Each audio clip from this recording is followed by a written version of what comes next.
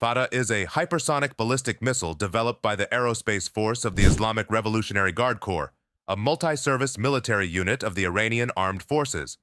It was developed to enhance the deterrent capabilities of Iran, fostering security and establishing sustainable peace in the surrounding region. It is fast enough to strike every country on the planet in just 6 hours and strike Israel, Iran's arch-nemesis, in only 4 minutes. So can Iran's hypersonic missile defeat Israel's defenses? How efficient is this missile compared to other armed forces? Here, in this video, we are going to show you terrifying Israeli secret missile that shocks the Middle East. So before diving into the video, hit subscribe for a front row so that you won't miss out on our interesting content and be a part of the adventures. So ready for the ride? Let's get started. Hypersonic missiles are projectiles that can move at a speed of at least Mach 5, or 5 times the speed of sound.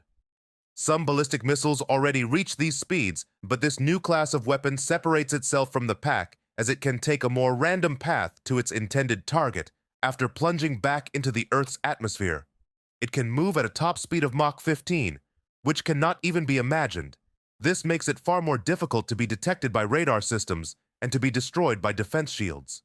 According to Iran, it can maneuver in and out of the atmosphere and is capable of bypassing missile defenses. It can also target anti-ballistic missile systems to clear the way for other ballistic missiles. They are a precision-guided 2-stage, solid-fueled missile with a range of 1,400 kilometers.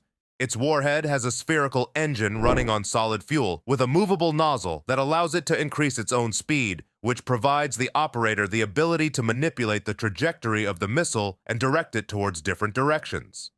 Loosely translated as the Victor in Arabic, Fatah was named by the supreme leader of Iran, Ayatollah Ali Khamenei. The missile is capable of penetrating sophisticated missile defense systems owing to its high speed, stealth design, and maneuverability. In November 2022, Iran announced the development of the hypersonic missile at an event marking the 11th martyrdom anniversary of Hassan Tehrani Moghadam, who is known as the father of Iranian missile technology. It was considered a big generational leap for Iranian missile technology. The Fatah hypersonic missile was launched in June 2023 after completing further tests.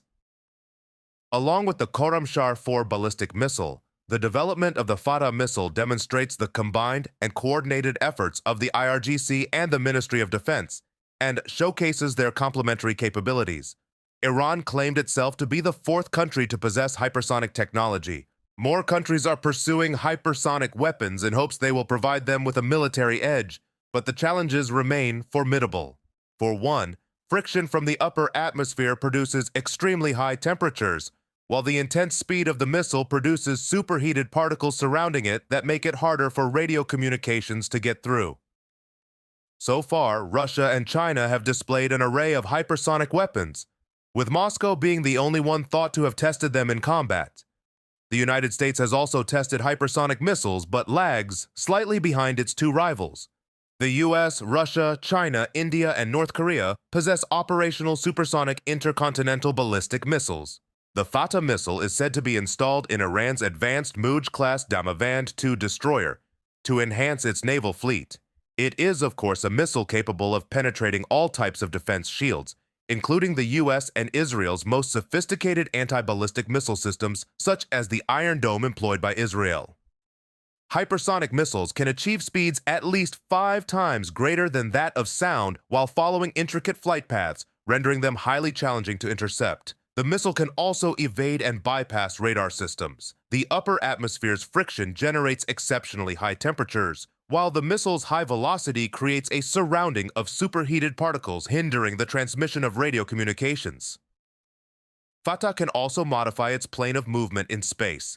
It can perform lateral movement to the left and right, up and down, as well as rotate or integrate within the upper atmosphere. The Fatah missile is equipped with an engine, a 2nd-stage movable nozzle solid fuel propellant, a control guide, and a warhead, offering tactical capabilities at extremely high speeds. The missile gets activated by a spherical propellant within an estimated range of several hundred kilometers from the intended target. Prior to the introduction of the Fatah hypersonic missile, Iran had developed a diverse array of ballistic missiles aimed at enhancing its security.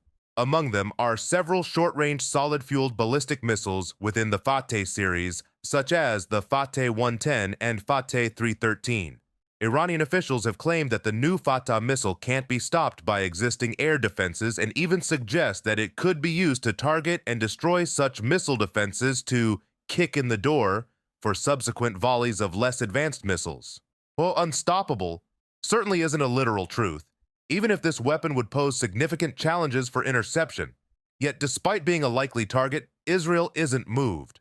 If there's one nation on Earth with air defenses capable of stopping an unstoppable missile, it's Israel, and that's exactly what they plan to do, to stop the unstoppable.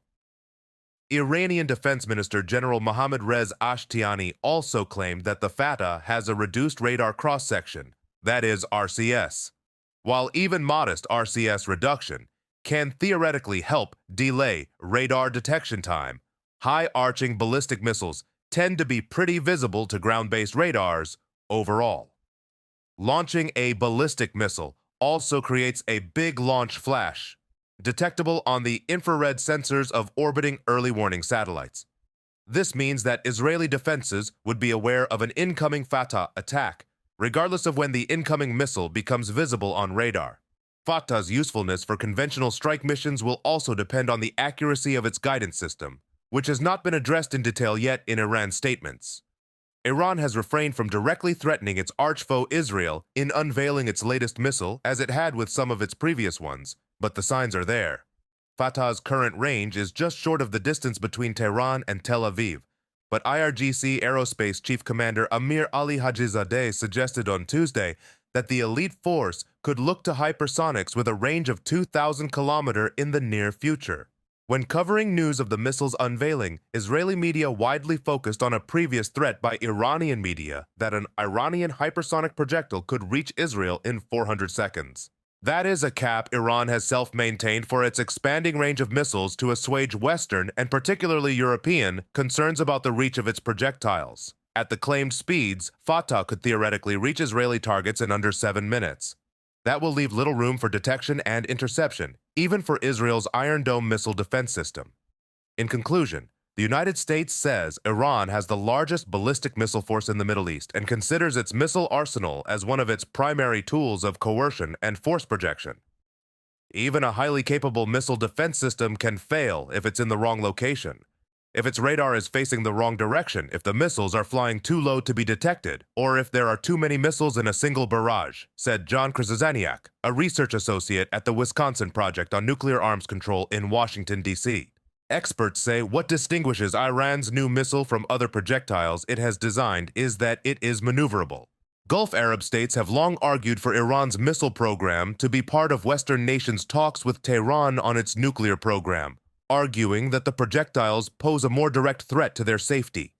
Iran's Arab adversaries in the region have, however, begun reconciling with the Islamic Republic of late, significantly reducing the potential for conflict in the Persian Gulf. That leaves Israel as the state that is likely to be most concerned about Iran's new missile. And that wraps up today's content. If you enjoyed this video, make sure to give it a thumbs up and also make sure to subscribe and turn on all notifications so that you won't miss out on our future contents.